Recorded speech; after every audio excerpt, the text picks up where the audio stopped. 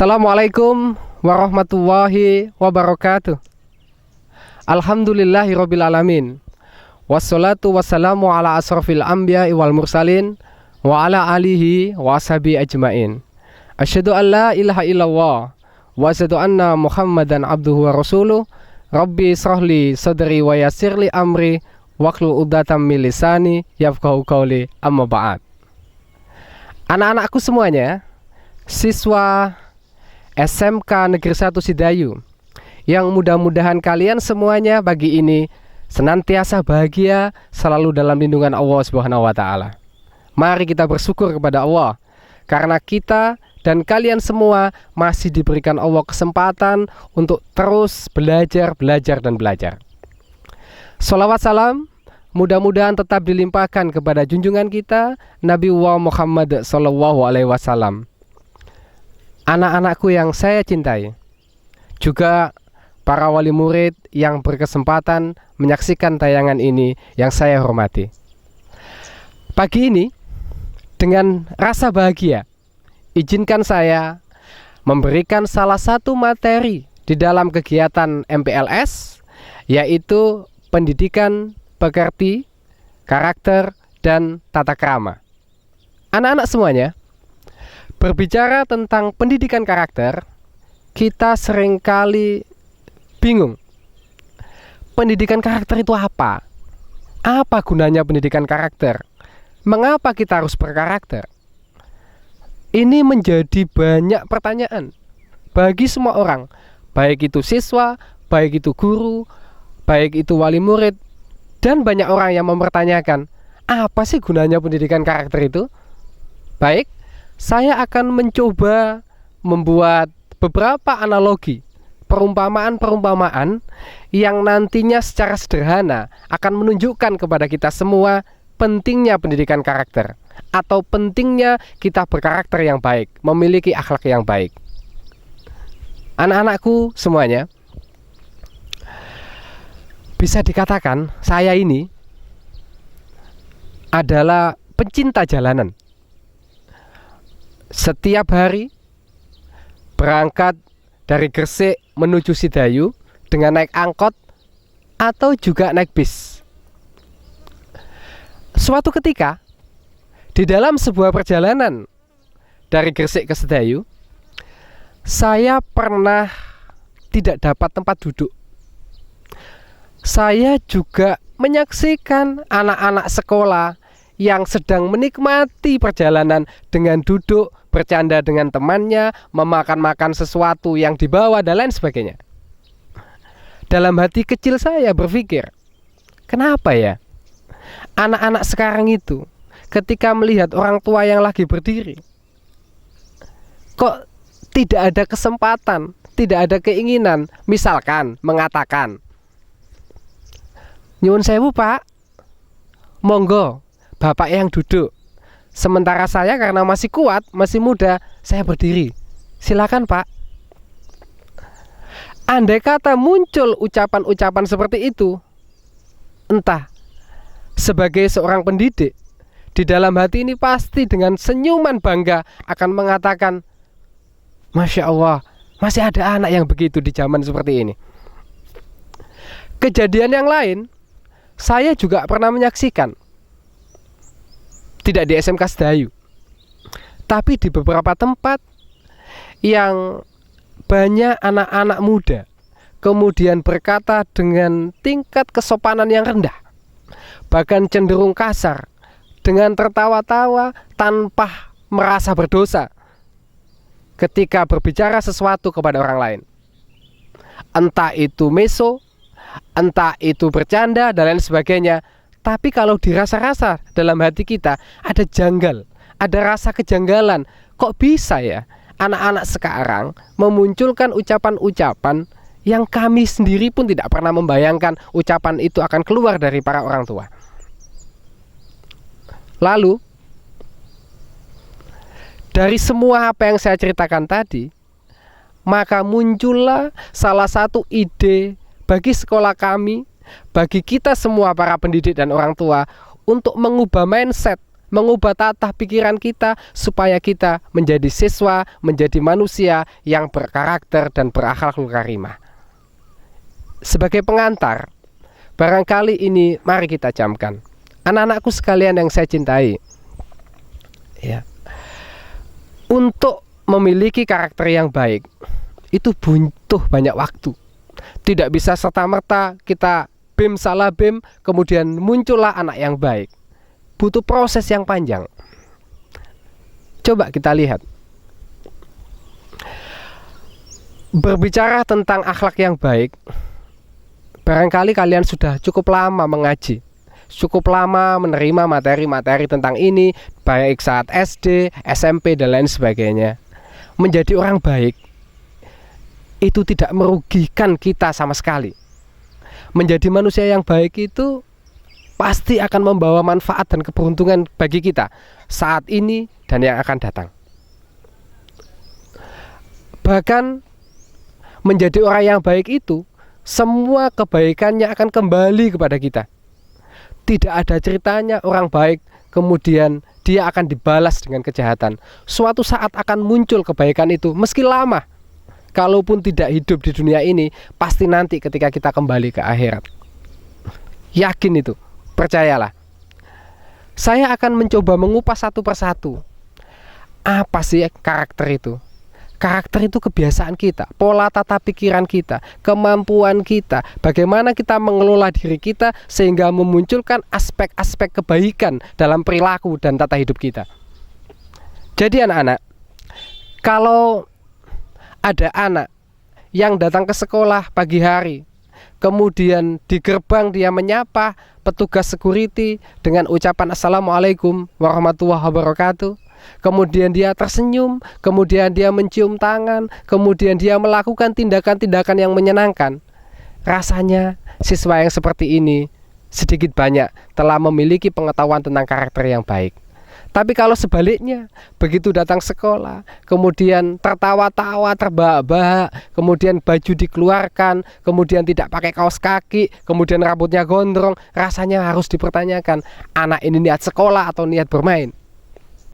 Anak-anakku yang saya cintai, sedikit banyak saya kali ini akan menjelaskan tentang indikator-indikator yang menunjukkan tingkat kemampuan kita mengelola hidup kita, kemampuan kita memunculkan karakter-karakter yang baik dalam diri kita. Setidaknya cukup banyak indikator-indikator yang memunculkan itu. Saya akan mencoba 1, 2, dan sekian poin yang barangkali penting untuk kita tanamkan dalam diri kita. Yang pertama, ciri-ciri orang yang berkarakter itu antara lain yang pertama, dia jujur, honest. Jujur itu menduduki poin tertinggi bagi semua manusia supaya diakui kebaikannya oleh orang lain. Jujur itu tidak cukup hanya mendengar sesuatu kemudian mengatakan sesuatu itu yang sama dengan apa yang dia dengar. Itu gampang. Jadi jujur kalau menyampaikan sesuatu yang kita ketahui tanpa menambah dan mengurangi itu gampang. Tetapi jujur di sini adalah bagaimana mengimplementasikan kejujuran itu dalam tindakan nyata. Saya ambil contoh. Anak-anak semuanya, kalau misalkan di dalam kelas kamu ada salah satu siswa yang tidak mampu membayar SPP karena kemiskinan yang dialami oleh keluarga teman kamu itu, sementara kamu berlebih, punya kelebihan uang saku dan bisa membantu membayarkan SPP teman kamu itu artinya kamu telah melakukan kejujuran dalam perkataan dan tindakan. Kalau belum seperti itu, kejujuran kamu itu masih setengah, masih belum full, masih belum hebat. Kita ini boleh berbohong sebenarnya anak-anak. Agama mengajarkan kita itu boleh bohong kalau terpenuhinya 3 syarat. Apa itu? Yang pertama, kita boleh berbohong kalau dalam rangka untuk menyambungkan silaturahim 2 orang yang sedang berkelahi, sedang bertikai. Misalkan teman kamu membenci teman satunya, lalu kamu membohongi dua teman kamu itu dengan kebaikan, menyanjung keduanya bergantian, lalu mereka rukun kembali, kamu akan mendapatkan catatan yang baik. Yang kedua, boleh berbohong jika seorang suami dan istri saling berbohong dalam rangka untuk menyenangkan, dalam rangka kebaikan rumah tangga. Dan yang ketiga, kamu itu boleh bohong dalam rangka strategi, dalam rangka kondisi perang, strategi perang yang saya maksud. Tetapi untuk anak seusia kamu, berlatihlah untuk selalu mengatakan sesuatu yang jujur, sesuatu yang benar. Maka insya Allah semakin dewasa, semakin besar, kamu akan jadi orang jujur baik dalam perbuatan, ucapan, dan tindakan. Yang kedua, orang yang berkarakter baik itu harus rendah hati, tidak sombong. Rendah hati itu artinya perilakunya sederhana. Dia tidak suka menyakiti hati orang lain, adab asor, mencintai yang muda, menghormati yang tua, selalu tunduk patuh kepada perintah-perintah yang dirasa baik. Kita boleh menolak perintah kalau perintah itu bertentangan dengan hukum Allah.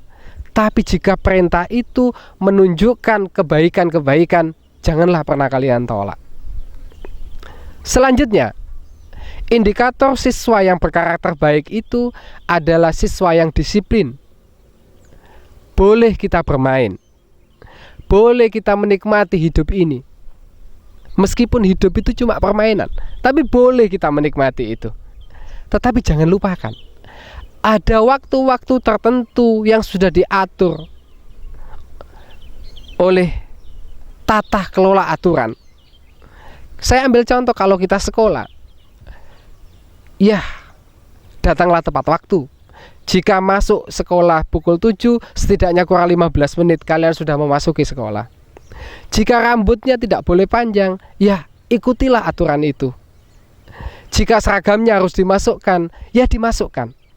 Jika harus bersepatu hitam, pakailah sepatu hitam. Kalau itu kamu lakukan, kamu akan menjadi anak-anak yang akan sukses, anak-anak yang disiplin, anak-anak yang penuh dengan dedikasi. Dan hasil akhirnya kamu akan rasakan nanti bahwa ada gunanya saya sekolah di tempat ini, yang mengajarkan kedisiplinan, yang mengajarkan kebaikan, yang mengajarkan kepatuhan. Dan nanti kamu akan menggunakan pembelajaran dan pendidikan itu untuk masa depan kamu.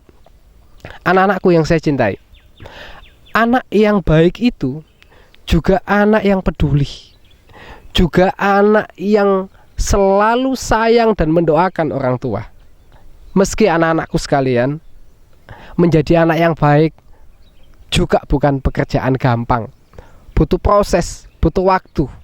Terlebih proses itu harus dimulai dengan kebiasaan-kebiasaan kamu di saat kecil sampai dengan dewasa. Bagaimana orang tua kita mendidik kita, itu akan sangat berpengaruh kepada diri kita. Bagaimana orang tua dan lingkungan di sekitar kita, itu juga akan sangat banyak membantu proses pendidikan kita. Bukankah banyak syair-syair dan lagu yang menjelaskan bahwa memilih teman itu tentu tidak gampang. Memilih teman itu butuh analisis, butuh pemikiran-pemikiran tertentu agar kita tidak salah teman. Memilih teman itu, jika teman kita membawa kita kepada kejelekan-kejelekan, segera tinggalkan. Tapi kalau teman kita itu membawa kepada kebaikan-kebaikan, segera aja kumpuli. Karena siapapun yang bertemu dan berteman dengan para penjual minyak wangi, dia akan terasa wangi. Tapi siapapun yang berteman dengan pandai besi atau tukang membuat pisau, maka dia juga akan merasakan percikan api dari si pembuat itu. Hati-hatilah anak-anakku sekalian dalam memilih teman.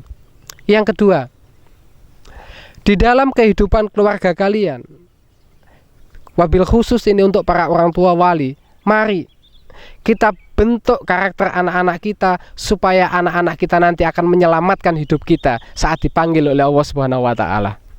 Anak-anakku sekalian, kalau di rumah kalian tidak pernah melakukan sholat, atau kalian hanya sholat sesekali di saat sempat, maka ubahlah pemikiran itu. Mulai hari ini belajarlah untuk sholat disiplin 5 waktu. Orang yang sholatnya 5 waktu, insya Allah akan terjaga. Insya Allah akan membentuk karakter yang baik. Karena sholat itu mencegah perbuatan keji dan mungkar. Sholat akan cenderung mengajak kita berbuat kebaikan. Kalau kalian sudah sholat, sementara bapak dan ibu kalian belum sholat, rangkul mereka. Ajak bicara yang baik, sampaikan dengan lemah lembut kepada orang tua kalian, bapak, ibu, ayo kita sholat. Kalau masih belum tersentuh, sentuh mereka sekali lagi, sampaikan, bapak, ibu, bapak tahu tidak apa cita-cita terbesar saya? Cita-cita terbesar saya adalah berbakti kepada ibu dan bapak, menjadi orang yang sukses, tidak hanya saat ini. Saya ingin suatu saat nanti, saat kehidupan di akhirat, saat kita masuk surga bersama-sama, saya bisa menyentuh lengan ibu dan bapak. Kemudian saya mengatakan, bapak ibu, di surga ini izinkan anakmu ini untuk melayanimu. Kalau keluarga kita sudah terbentuk seperti itu, saya yakin karakter, tata krama kita akan terbentuk dengan sendirinya, baik di rumah, di masyarakat, maupun di sekolah. Yakin saya. Tapi jika belum, jangan takut. Masih banyak waktu. Segeralah berubah. Mulailah dari tindakan kecil-kecil, lalu menjadi besar dan semakin besar. Maka kamu akan menjadi orang yang membawa perubahan dari kejelekan menuju kebaikan, dan akan bermanfaat untuk siapapun. Ingat, manusia terbaik adalah manusia yang bermanfaat bagi siapapun. Tidak peduli kamu jadi apa. Kita hidup ini akan dinilai dari bagaimana cara kita membawa peran. Seorang pemimpin akan dinilai bagaimana cara dia memimpin.